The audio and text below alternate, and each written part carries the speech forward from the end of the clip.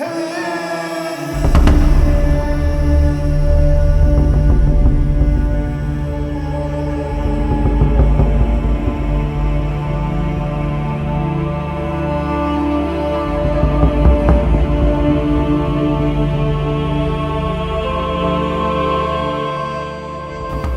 nga nila, may hina raw ang mga kababaihan. Sa kasalukuyang panahon, patuloy pa rin ang debate kung pwede nga bang sumabak o maging leader ang mga babae sa combat duties.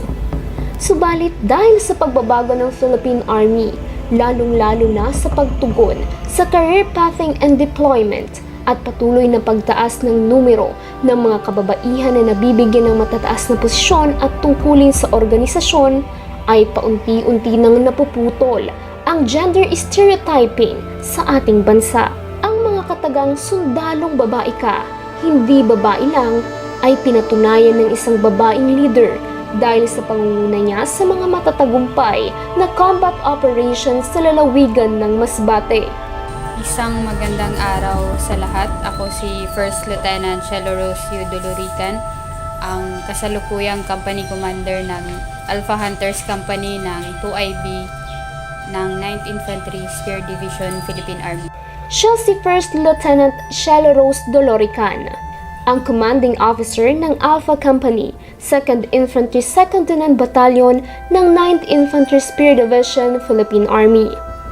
Sa kasalukuyan, ang Philippine Army ay nagbibigay ng pantay-pantay na oportunidad regardless kung babae ka man or lalaki.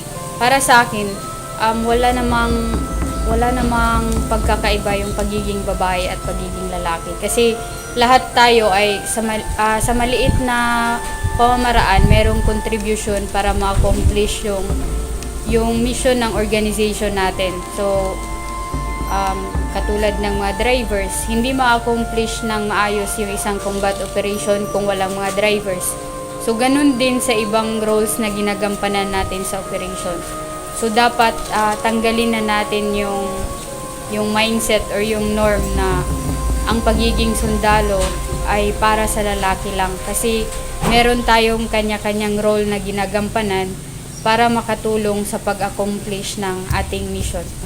Noong taong 2019 ng Pebrero, pinatunayan ng batang babaeng opisyal sa edad na 22 taong gulang ang matagumpay na akomplishmento nito sa combat operation matapos na makasagupa kasama ang tropa ng 2nd IB, ang grupo ng mga terorista sa Milagros, Masbate.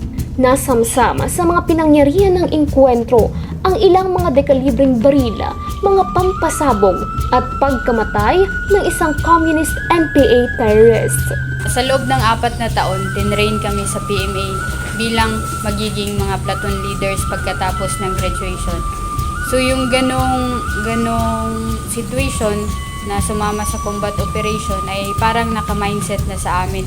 Pero andun pa din yung pressure kung makasabay ka ba sa paglalakad or makasabay ka ba sa physical requirement na kailangan sa isang combat operation. So the rest naman is yung ating mga tropa ay napaka-professional na in terms of actuations.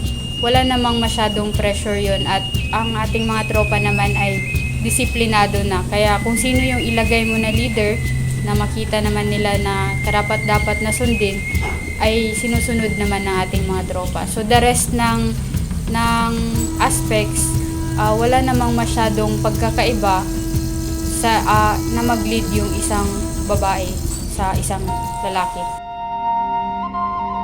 Problema sa nasabing lalawigan ang panggugulo at pangingikil ng mga teroristang grupo na nakakasira sa nagpapatuloy na katahimikan at pag-unlad ng probinsya ng Masbate. Kaya naman hindi tumigil si Lieutenant Dolorican na ipagpatuloy ang kanyang misyon na unti-unting pulbusin ang mga mapaglamang na mga terorista sa nasabing lugar. Sa loob ng 5 taon na pagsiserbisyo dito sa bayan ng Masbate, ang pinaka napansin ko na isa sa mga root causes ng insurgency sa probinsya ay yung problema sa lupa. Kasi kadalasan dito ay pag-aari lamang ng ilang tao.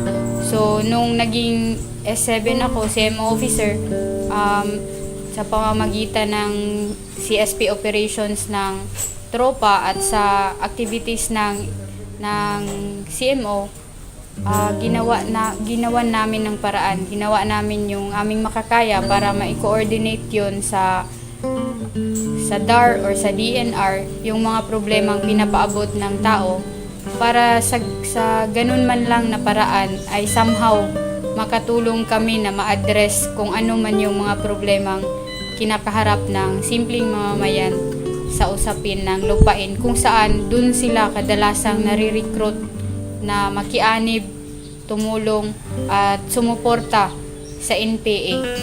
Hindi lamang siya sa pakikidigma nagpakita ng kanyang husay, sapagkat siya rin ay batikan bilang CMO specialist, kung saan siya ay nagsasagawa ng outreach program, relief operation, information campaign, kabilang na riyan ang paghihikayat sa mga komunidad na apektado ng terorismo na magbalik loob na sa pamahalaan at magtulungan na makamit ang minimithi ng lahat na kaunlaran at katahimikan sa probinsya.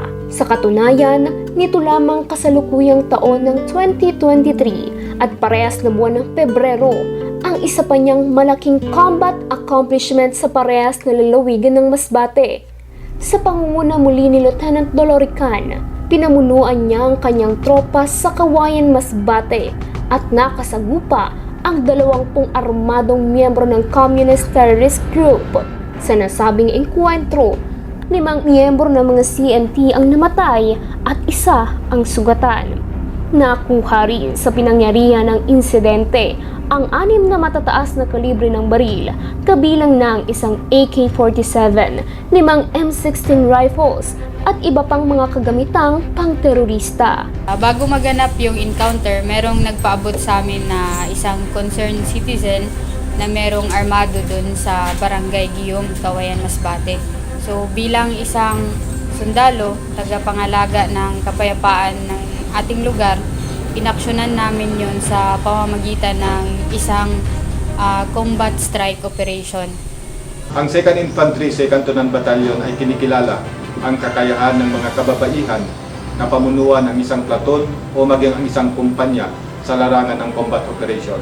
Kailanman ay hindi naging basihan ang kasarian sa pagpili ng mga pinuno ng aming mga infantry company. Pinipili namin ang aming mga pinuno sa mga kumpanya dahil sa kanilang kakayahang ma-accomplish ang kanilang misyon at mapangalagaan ang kapakanan ng kanilang mga tauhan.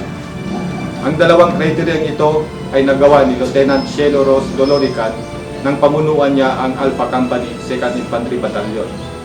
Na-clear nila ang mga barangay na dating kontrolado ng mga communist terrorist group. Hindi lamang sa pag-clear ng mga barangay magaling si Lieutenant Dolorican, pati sa combat operation. Pinatunayan ni Lieutenant Dolorican na kaya ng isang babae na pamunuan ang isang infantry company sa larangan ng digmaan o sa combat operation. Dahil sa kanyang angking galing bilang combat leader at CMO specialist, ay nakatanggap siya ng mga parangal at pagkilala. Kabilang na rito ang Gold Cross Medal na iginawad noong taong December 2022 sa 123rd anniversary ng Philippine Army. Ito'y isa sa mga matataas na parangal na ibinibigay sa mga magigiting nakawal ng hukbong katihan ng Pilipinas. Siya rin ay tinanghal bilang Best CMO Officer for 2022 ng 9th Infantry Spear Division Philippine Army at Best Company Commander naman na iginawad ng 903rd Infantry Patriot Brigade.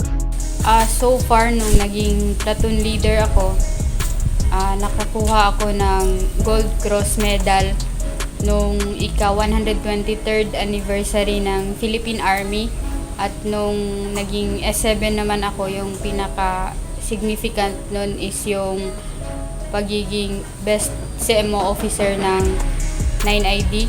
At nung naging company commander ako, yung mga combat awards tulad ng Triple M with BSD at yung pagiging best company commander ng 903rd Brigade. At syempre hindi ko yun makukuha kung wala yung suporta at pakiki-cooperate ng mga tropa na nagiging kasama ko sa opisina, sa kumpanya at sa platoon.